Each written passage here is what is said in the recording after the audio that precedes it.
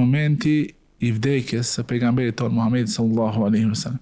Ishte një moment ku shteti i posalindur islam apo i muslimanëve ishte në rrezik. Por mençuria e tij dhe urtësia e tij u bën shkak që shoqëria e muslimanëve të stabilizohet, ummeti të rikthehet në binaret e duhura dhe të vazhdojnë rrugtimin drejt përhapjes së fesë Allahu subhanahu wa taala.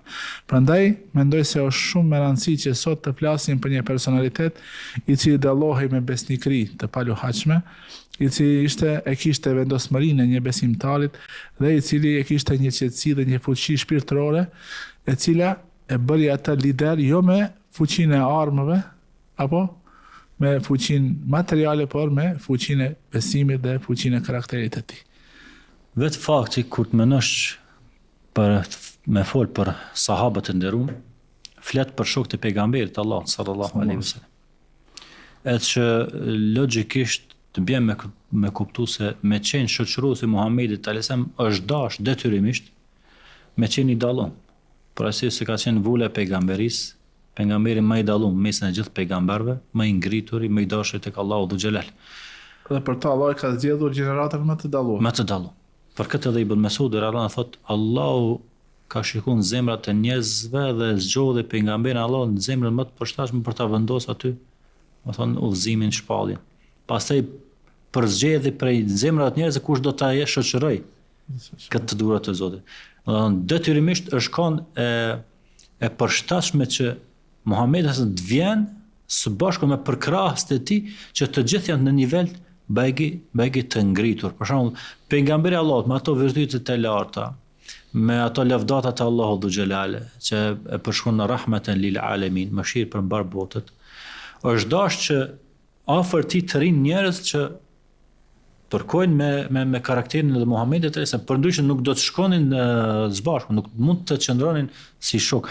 Ta kenë vizionin e njëjtë, ta kenë qëllimin e njëjtë, ta kenë Kjo është shumë një përgjigje e mirë për ata njerëz të cilët i akuzojnë ashabët e Muhamedit sallallahu alaihi wasallam se kanë qenë njerëz jo të mirë.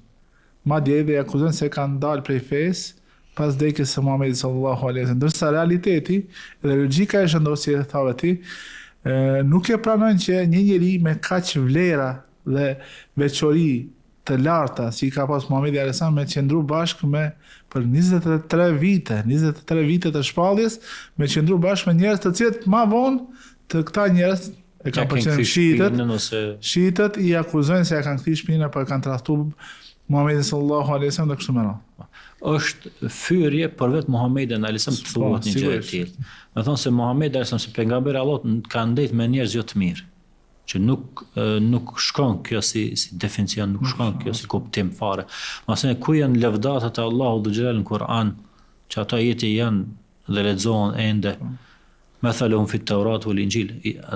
Shokët e pejgamberit si gjeneratën përmend edhe në Tevrat edhe në Injil. Pastaj sa lavdate ju ka dhënë Allahu radhiyallahu anhum wa radu an. Allah është i kënaqur mbi ta dhe ata të kënaqur mbi Allahun. Ajo lavdat është me afat sa ka afat Kur'ani përjetshëm, nuk është diçka që mund të kalohet. Mos e pejgamberi sa për mos me lënë çështjen kaq të përgjithshëm që më thon po mira e ka qenë e përgjithshme mesin e shumë sahabëve, po mund të ketë aty këtu dënikush i ka përmend me emra. Po nëse vini në një kohë ku do të sprovoni me vështirësi, me sprova të mëdha, atë ktheu ku te katër halifet e drejtë të udhëzuar. I ka potencu me sa herë i ka përmend ata me emra, sa herë i ka këshillu dhe i ka bile dhe i ka çortu Mehdijin të udhëzuar, do të thonë. Po edhe i ka çortu ata të cilët janë sjell keq pak me Abu Bekrin. Ose me shokët e tij. Përgjithësi më ka thënë letë të subu ashabi, mos i shani shokët e mi. Nuk mundet të ketë këto ti hudhësh pas vetë me një konkludim që është me një koncept i cili është i huaj për Islamin. Ato kanë pasur konceptin e imamëve të pagabueshëm, i pari të cilëve është Aliu, shikoni çfarë paradoksi. Po të propaganda më shumë. Në vend se me qenë i pari prej imamëve, pejgamberi Muhamedi sallallahu alaihi wasallam jo ka thënë Aliu, pastaj djali i tij Hasani, Husaini dhe kështu me radhë. Kanë ardhur me një koncept i cili është i huaj për Islamin. Në Islam çka e shëntron njeriu? Çka e ngrit njeriu? Në ngrit besimi dhe devotshmëria. Nuk e ngrit as preardhja, as lidhja e gjakut që ka pasur Muhamedi sallallahu alaihi wasallam. ti shumë mirë e din kodrën e Safas kur i takon apo i tubon familja e tij pejgamberi sa dhe i thot bijës së tij, tezës së tij, nuk ju bëj dobi në ditën e gjykimit, nëse nuk besoni. Do thonë ju tregon se lidhshmëria e gjakut nuk ka ndonjë vlerë në ditën e gjykimit nëse ju nuk më ndiqni mua dhe nuk jeni të devotshëm. Përkundrazi, vele, do thonë sahabët e kanë vlerën për shkak se janë përgjigj thirrjes Muhamedit alayhis salam. Ndërkohë që Haxha i tij ishte armiku më i përbetuar. E familjar të afërm edhe për shembull të ke edhe raste të pejgamberët e tjerë, djali Nuhut nuk e pranoi sepse donte Nuh, po a detyrimisht mund ta bëjë musliman? Jo.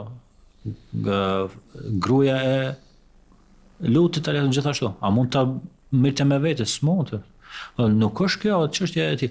Po e bile për të Ebu Bekri është potencuar kjo me tekst. Të gjithë kishin hamendje për ta pranuar Islam, por që Ebu Bekri në fillim. Liçi është i pari, pas nuk e ka vënë në diskutim pranimin e fesë islame. Që është i pari prej burrave që ka pranuar Islamin, domethënë prej 5 parëve. Zbashku ku ishte bashkëshorti i Muhamedit alayhis salam, ku ishte Aliu radhiyallahu anhu, edhe Ebu Bekri Azidi që shërbëtori i Muhamedit sallallahu alaihi wasallam. Do thonë kur flasim për sahabët, detyrimisht neve na shkon mendje një pasqyrë. Kush e pasqyrën e sahabëve? Këto të mëdhejt. 4 halifet, pastaj Ibn Mesud, Ibn Abbas, të përgëzuarit me xhenet. Këto janë ata që të hapin një pasqyrë të sahabëve. Në mesin e tyre më i dalluar bile që ka, domethënë, deklarata unanime që është më i miri i tyre.